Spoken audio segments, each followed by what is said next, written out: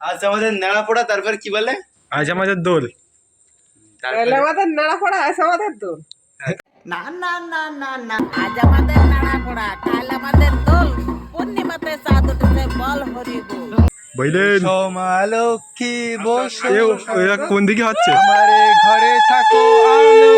তো আমি জন্মানোর পর থেকেই প্রথম থেকে দেখে যাচ্ছি যে আমাদের বাড়িতে এইভাবে মা লক্ষ্মীর বিয়ে দেওয়া হয়।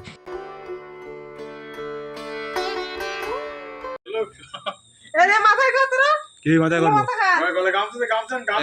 তুই মাথা কর, তুই ফিরে দাও কোদি বলতে গেছ তো? যা তুই নিয়ে ঠিক করে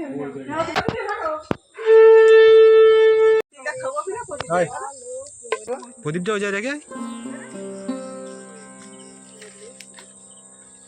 একদম কাজটা করলে সময়ের সাথে সাথে তো সব কিছু উঠে যাচ্ছে, কিন্তু গ্রামের মানুষেরা এই যে আচার আচরণ রীতি সব কিছু মেনে এই যে মাঝে মাঝে যে উৎসব পালন করে না, এটাই আমার কাছে সব থেকে বেশি ভালো লাগে। এবার পোকা সব একদম উড়ে যাবে। এই প্রদীপের মুখটা আর প্রদীপকে ঠিক ধরো দাও ঘুরে এ করো। নারদা তুমি ধরি নাও। তোরা দুজন ধর হ্যাঁ আমি বসে ধরতে না। এই জিনিসটা হয়তো বিয়ের পর আর আমরা অনুভব করতে পারবো না, এই সময়টা হয়তো আমরা আর পরে দেখতে পাবো না, কিন্তু যতদিন আমরা ছোট আছি ততদিন আমরা এই জিনিসটা অনুভব করি। এসো মা লক্ষ্মী বসো ঘরে আমারে ঘরে থাকো আলো করে। ওই দেখো ওই পাড়ায় দিচ্ছে সব গান গা। গান গান এ সবাই গান করো।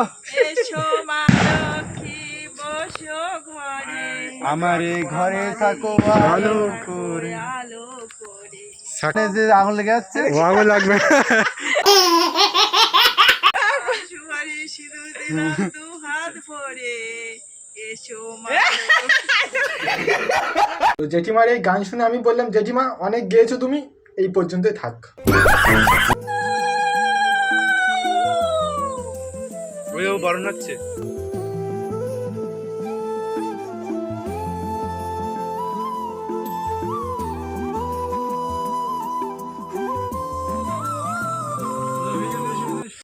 তো আমাদের মা লক্ষ্মীর বিয়ে দেওয়া এখন কমপ্লিট, এখন আমাদের বরণ হবে। ঘরে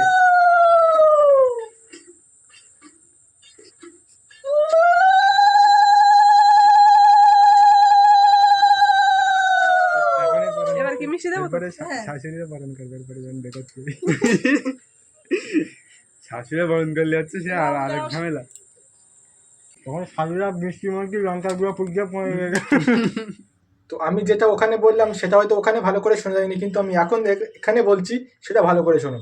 যে তোমরা যখন বিয়ে করতে যাবে, যদি তোমার ভাগ্য যদি ভালো থাকে, তোমার যদি শালি অবশ্যই থাকে, তোমার যদি ভাগ্য ভালো থাকে, তোমার যদি অবশ্যই শালি থাকে, তাহলে এই জিনিসটা দেখবে যে মিষ্টি আছে, তো মিষ্টির মধ্যে মিষ্টিটা নেই, লঙ্কা কেটে লঙ্কা ঝুঁকি দেবে ভাই, পুরো জামাইবাবুর পুরো একদম কাঁচা খুলে যাবে ভাই। সত্যি সত্যি শালি থাকলে খুব জ্বালা ভাই। সেই জন্য ওটাই বললাম আমি ওখানে। ব্যাস, তোমরা যখন বিয়ে করবে তখন বুঝবে, আমি এখনো করিনি, যারা করেছে অবশ্যই বুঝবে।